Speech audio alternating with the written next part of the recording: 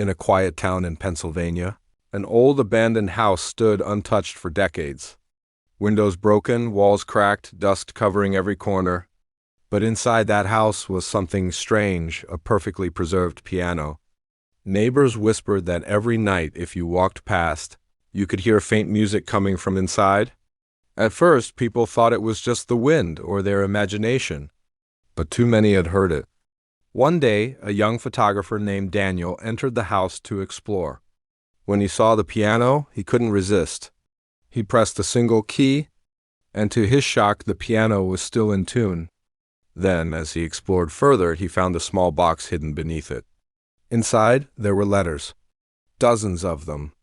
They were written by a young woman named Margaret, dated back to the 1940s. She wrote to her fiancé, a soldier fighting in World War II. In every letter, she promised him that she would wait, that she would keep their piano ready for the day he returned, so they could play together again. But the soldier never came home. Margaret lived in that house alone for years, playing the piano every evening, waiting for him, until the day she passed away.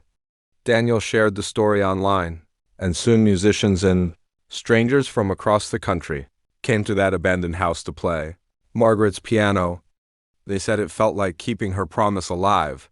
Today the house is gone, but the piano was saved and placed in a local museum.